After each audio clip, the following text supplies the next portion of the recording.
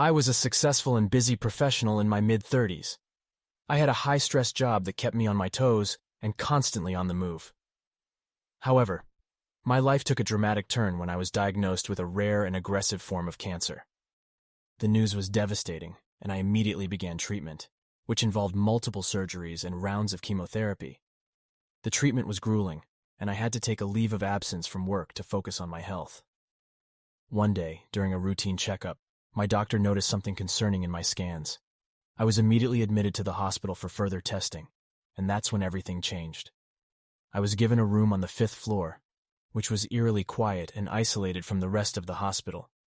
The staff seemed distracted and distant.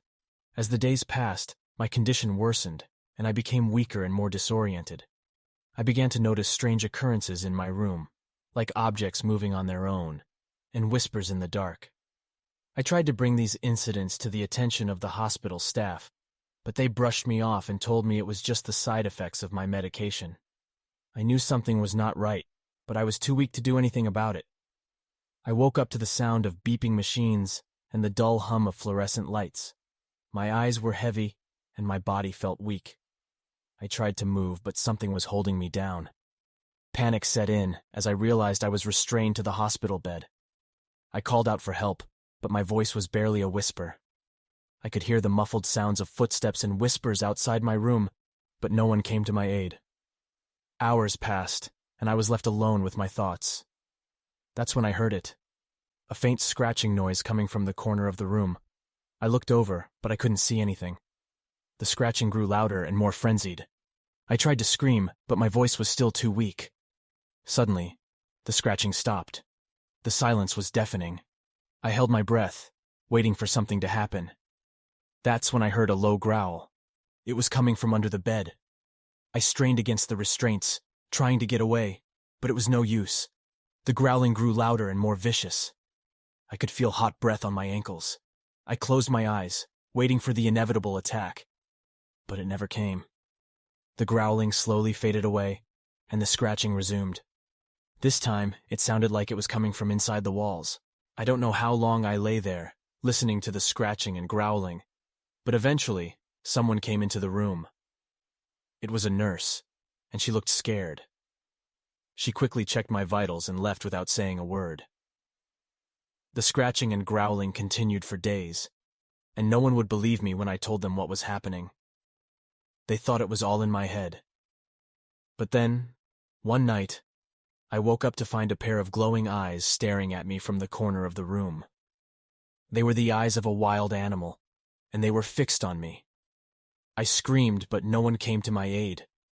The creature slowly emerged from the shadows, revealing itself to be a grotesque, mutated version of a dog. Its fur was matted and bloody, and its eyes were filled with malice. It snarled and lunged at me, its teeth bared. That's the last thing I remember before everything went dark. When I woke up again, I was no longer restrained to the bed. I was lying on the floor, surrounded by broken furniture and blood. I managed to crawl to the door and open it, only to find the hospital deserted. The lights were flickering, and there was a sickly sweet smell in the air. I stumbled down the hallway, my body weak and battered, until I found the exit. When I finally emerged into the daylight, I was a different person. I had survived a horror story that no one would believe, and I knew that the hospital was hiding something dark and sinister that I never wanted to encounter again. After leaving the hospital, I was traumatized and physically weak. I went into isolation for a few weeks, trying to process and make sense of the horrific events that had occurred. I had a lot of questions about what had happened to me and what the hospital was hiding. I tried to investigate on my own but didn't make much progress. The hospital denied any wrongdoing, and the police didn't seem interested in pursuing my claims. Despite my best efforts, I couldn't shake the feeling that something was still following me. I became paranoid and started to experience nightmares and flashbacks of my time in the hospital. It took me months to regain my strength and come to terms with what had happened. Eventually, I decided to speak out about my experience and share my story with others. I contacted local news outlets and wrote about my ordeal on social media. To my surprise, my story gained a lot of attention, and other patients started coming forward with similar stories of mistreatment and neglect at the hands of the hospital staff. The hospital's reputation was tarnished, and they were eventually forced to close down.